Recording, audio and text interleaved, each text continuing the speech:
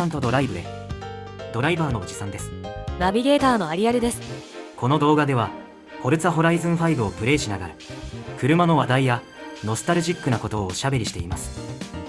では今回の車、メルセデス・ベンツ 190E2.516 エボリューション2を紹介しましょう。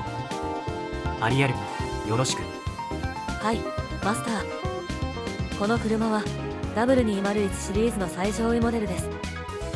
W201 はメルセデス・ベンツ初の D セグメントとして1982年から1993年まで12年にわたって生産されました。モデル名は190。メルセデス・ベンツは原則的に排気量の上位3桁をモデル名にしていましたが、すでに200は使われていたため約2リッターの W210 に190を割り当てました。そのため 2.3 や 2.5 など実排気量が併記されるモデルが存在します。この車は DTM の制覇を目指して開発されたホモロゲーションモデルの最終進化型です。1989年にエボリューション1がデビュー DTM に挑みましたが、王者 BMW M3 に敗れタイトルダッシュはなりませんでした。90年後半からはラジカルボディキットを身にまとったエボリューション2が満を持して参戦。同年8月の第9戦ディープホルツで初勝利を挙げています。91年にはマニファクチャラーズタイトルを奪取。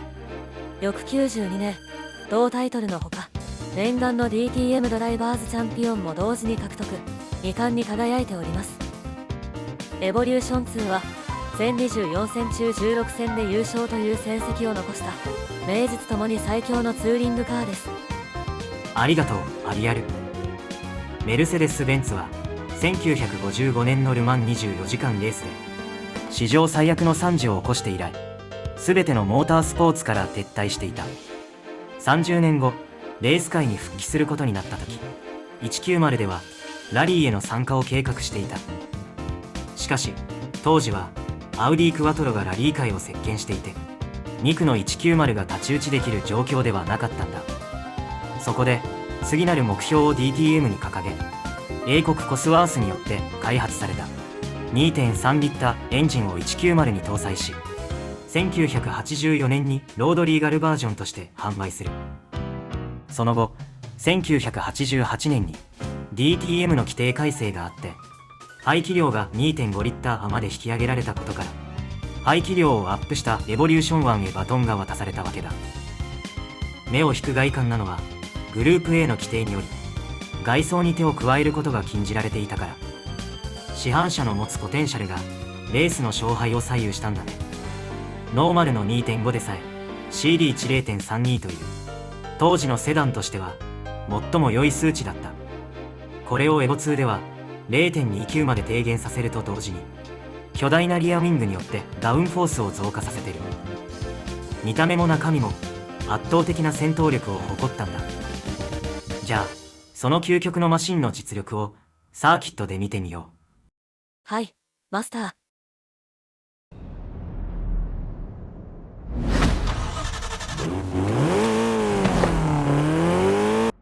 ということでやってきましたホライゾンメキシコサーキット。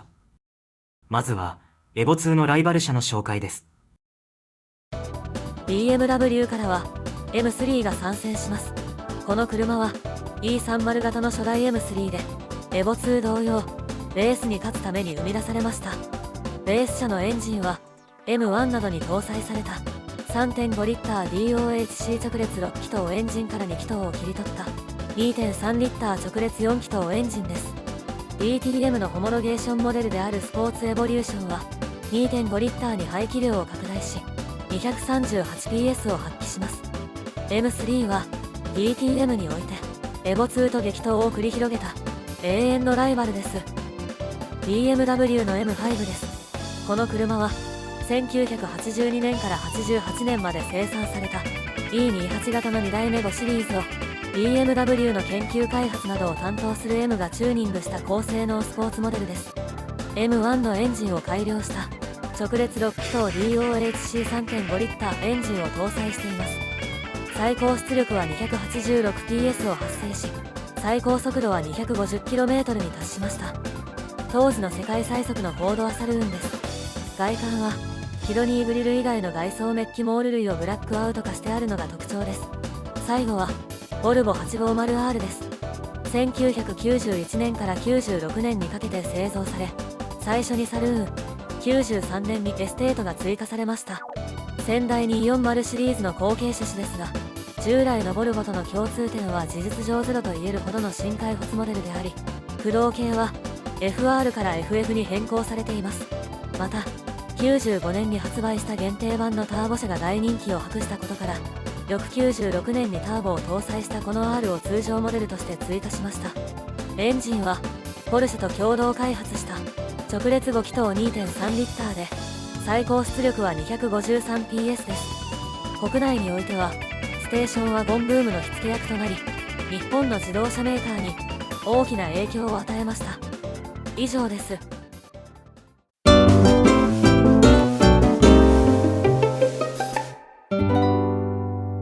おじさんとドライブ。では紹介が終わったところで早速ですがバトル開始です。スターティンググリッドは次の通り、総勢12台のマシン、マスターのエボ2は8番手からのスタートです。今日は絶対に勝利する。エボの名にかけて。さあシグナルが変わってバトルスタート。飛び出したのは9番手の M5。それをエボ2軍団が追いかける。尋常じゃない迫力だ。第1コーナーに入ったところで先頭はボルボ、2位に M3、3位はエボ2とボルボの争いです。リプレイは M5 を追いかけるマスターのエボ2から。勢い余ってホイールスピンしちゃったけど、ここから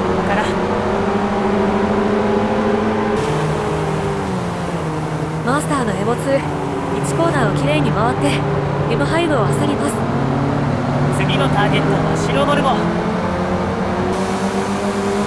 絶妙の切り返しでボルボをパス。これはうまい。立て続けに前を行く M5 もうまくかわした。早くも6位にポジションアップ。今日のマスターは非常にアグレッシブな走りだ。絶対に負けられない戦いがそこにはある。テレビ朝日系サッカー日本代表試合中継のキャッチフレーズですね。2コーナーの立ち上がりでマスターのエボ2が同じエボ2に並びかける。さあ第1ヘアピンがマスターのエボ2、すごい突っ込み、赤ボルボに追突すんで仕方なくアウトに逃げる。しかし今日のマスターの走りはどこまでも熱い。ノーモエボ2をパス。順位を5位に上げて2ヘアピンの進入だ。マスターのエボ2、しなやかな挙動を見せつつ楽々コーナーを通過。赤ボルボさんもいただきます。赤ボルボを直線でかわして順位を4位に上げた。エボ2、最終コーナーもハイスピードで突っ込む。おっとオーバーステアをねじ伏せた。バトルは2ラップ目に突入。ようやく宿敵 M3 の背中が見えたね。行くぞ。マスター、またもやとんでもない突っ込みを見せる。一気に前との差を詰めた。 M3 に並びかけたと思ったらあっという間に置き去りにした。さすがの M3 もなす術がない。マスターのエボ2、3位をゲット。残るはボルボが2台か。エボ2は担い外見とは裏腹にハンドリングは実に素直。ニュートラルスタートでコーナーでノーズをインにもアウトにも向けられる。アクセルをぐっと踏み込むとオーバーステアになるけどね。マスターのエボ2、ボルボ2台を完全に捉えた。どこで仕掛ける。3台とも第1ヘアピンを危なげなく通過。さあ立ち上がり加速勝負だ。いったー。エボ2、2ヘアピンでインを締める。白ボルボを抑え込んで2位をキープだ。さあ残すは君だけ。さすがにここからは無理か。それでもマスターは諦めない。最終コーナーをアウトいっぱいまで使ってオーバーテイクを試みる。しかし届かず、そのままファイナルラップに入った。日本だとボルボは頑丈な車とかおしゃれなイメージがあるけど、モータースポーツにも積極的に参加してるんだよね。850の先代240は ETC に参戦してた。1985年86年と2年連続でチャンピオンになってる。85年に富士で走った時は2台エントリーしてワンツーフィニッシュ。しかも3位を7周遅れにした。フライングブリックというニックネームが記憶にある人もいるんじゃないかな。マスターのエボ2、おしゃべりしながら3位以下を突き放し、トップのボルボに猛チャージを繰り返す。ベンツマスクのプレッシャーは半端じゃないぞ。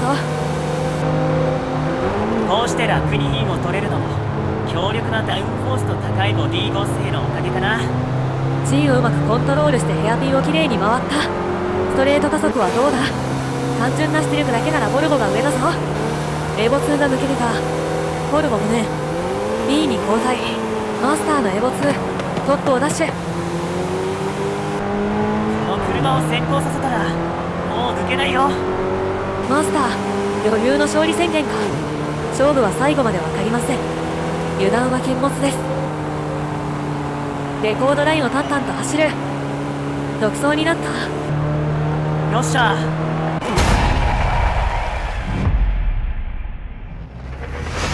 マスターのエボ2が見事に勝利を飾りました。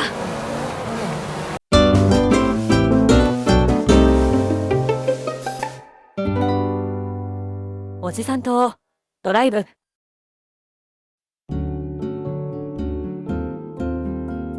今回のバトルは優勝することができました。